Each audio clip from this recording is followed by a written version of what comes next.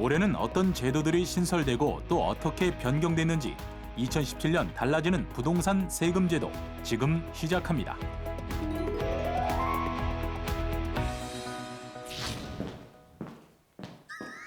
(2017년이) 되면서 새로 시행되거나 바뀐 제도들이 많이 있는데요. 특히 내 집 마련을 계획했다면 부동산 관련 정책들도 꼼꼼히 살펴봐야 합니다. 그렇다면 올해 달라지는 부동산 세금 제도에는 어떤 것들이 있는지 지금부터 확인해 보시죠. 올해부터는 고소득자에 대한 과세를 강화하기 위해 종합소득 및 양도소득세 최고세율이 인상됐습니다. 종전 종합소득 및 양도소득세 최고세율은 38%로 과세표준 1억 5천만 원 초과부터 최고세율을 적용했는데요. 그러나 올해부터는 5억 원 초과 구간을 신설하고 해당 구간에 대한 세율을 40%로 인상했습니다. 또 주택 임대 시장의 안정 등을 위해 연간 2천만 원 이하 주택 임대 수입에 대한 소득세 비과세 적용 기한이 2018년 12월 31일까지 2년 더 연장되고 전세 보증금 간주 임대료 과세 시 주택수 계산에서 소형 주택을 제외하는 적용 기한도 2018년 12월 31일까지 2년 더 연장됐습니다.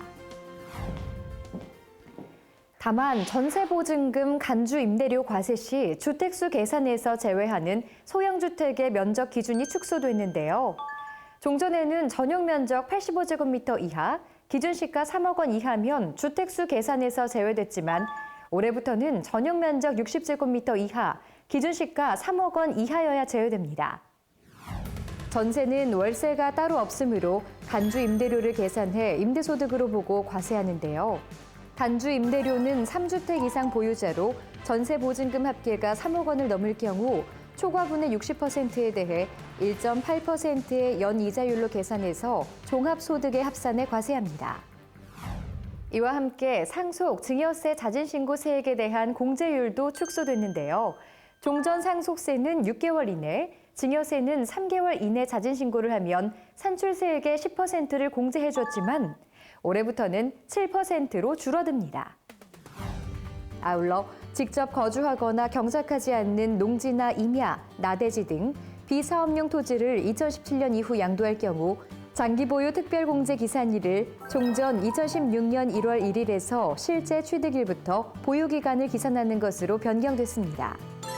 여기서 장기보유 특별공제란 부동산 보유기간이 3년 이상인 경우 물가 상승률 등을 고려해 양도차익의 최소 10%에서 최대 30%까지 양도차익을 공제해주는 것으로 지난해 세법 개정으로 비사업용 토지에 대해서도 장기보유 특별공제가 허용되면서 보유기간에 대한 기산일을 종전 개정법 시행일인 2016년 1월 1일로 정했었습니다.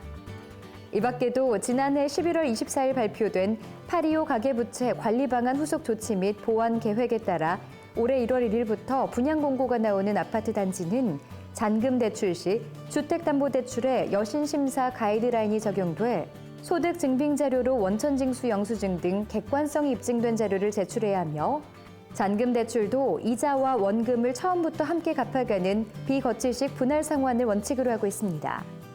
또 디딤돌 대출의 소득 대비 원리금 상환액 비율 기준도 종전 80%에서 60%로 축소됐는데요. 예를 들어 연소득 5천만 원인 대출자의 경우 기존 4천만 원이던 대출 가능액이 3천만 원으로 줄어듭니다. 아울러 지난 1월 20일부터 제로에너지 건축물 인증제가 시행됐는데요. 제로에너지 건축물이란 고단열 건축자재와 신재생에너지를 결합해 외부 에너지 유입을 최소화한 것으로 인증받은 건축물에는 용적률 최대 15% 완화, 기반시설 기부 체납률 최대 15% 완화, 신재생에너지 설치 보조금 30에서 50% 지원 등의 인센티브가 제공됩니다. 아는 것이 힘이다라는 말이 있죠. 세금에서도 예외는 아닌데요. 올해부터 달라지는 부동산 세금 제도도 꼼꼼히 확인해서 절세 혜택까지 톡톡히 누려보시기 바랍니다.